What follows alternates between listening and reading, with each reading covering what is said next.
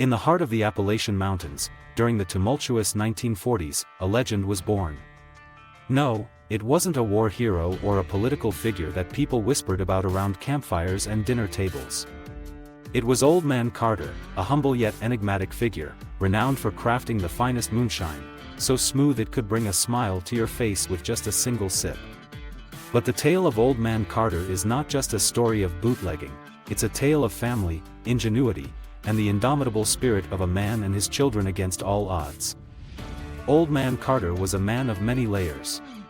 To most, he was a charming man with a treasure trove of stories from his past, stories of love, loss, and the simple joys of living close to the earth. But to a select few, he was known as the finest bootlegger in the region, a master of the clandestine art of moonshine making. The secluded hollows of the Appalachian Mountains provided the perfect cover for Carter's operations. Hidden away in a makeshift distillery, he brewed his infamous White Lightning, a recipe passed down through generations of Carters. The art of moonshine ran so deep in his veins that it was almost like a sixth sense. But what truly set Old Man Carter apart was his ingenuity, particularly a trick he had up his sleeve involving his two children, Joe and Lizzie. They were innocent-looking youngsters, with rosy cheeks and eyes that sparkled with the untamed joy of childhood.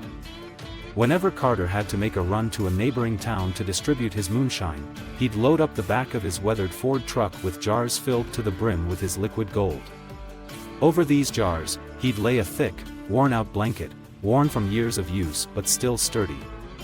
Then, Joe and Lizzie would climb aboard, sitting atop the blanket as if they were on a regular family outing.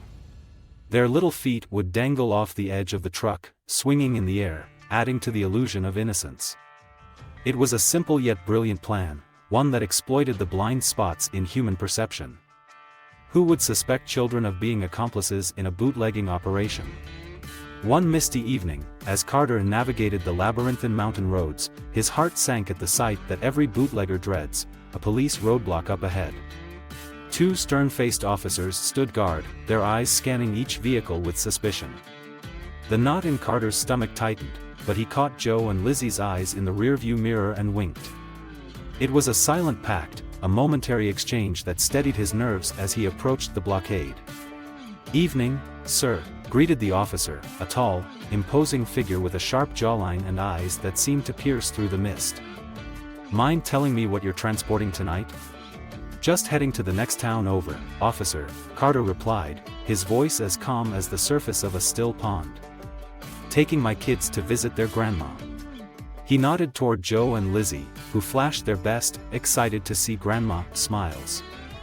The officer bent down to inspect the underbelly of the vehicle, his flashlight cutting through the darkness. He circled around to the back, where Joe and Lizzie sat, their hearts pounding in their chests like miniature drumbeats. The flashlight hovered over them, then the blanket, and finally rested on Carter's face, searching for any sign of deceit. After what felt like an eternity, the officer straightened up and said, "All right, drive safe. And you kids, mind your grandmama." As the Ford rumbled away, the tension in the air dissipated like morning fog. Joe and Lizzie let out a collective sigh of relief, and Carter chuckled, ruffling Joe's hair. "You two are worth your weight in gold," he praised. For years to come, tales of Old Man Carter's cunning moonshine runs became a staple of local lore. The officers at that fateful roadblock never realized they were mere inches away from the best moonshine in all of Appalachia. But Carter's legacy wasn't just in his crafty distribution methods or his unparalleled brewing skills, it was in the unbreakable bond he shared with his children. Together, they faced risks, outsmarted the law, and reaped the rewards, all under the blanket of their shared secret, a secret that would be passed down through generations, just like the recipe for the finest White Lightning ever made. And so, the legend of Old Man Carter lives on, a testament to the resilience, ingenuity, and the enduring power of family in the face of adversity. In the heart of Appalachia, where the mountains hold as many secrets as they do tales, the story of Old Man Carter and his moonshine will forever be told. It's a story that captures the essence of a time and a place, but most importantly, it captures the spirit of a man and his family, bound together by love, trust, and a shared secret that turned them into legends. So the next time you find yourself in those mountains, and you hear whispers of the finest moonshine ever made, remember Old Man Carter and the legacy he left behind, a legacy not just of bootlegging, but of family, courage, and the indomitable spirit of the Appalachian people. And that, dear viewers, is the legend of Old Man Carter. Thank you for joining us on this journey through time and tradition. If you enjoyed this story, don't forget to like, share, and subscribe for more tales that delve into the heart and soul of America.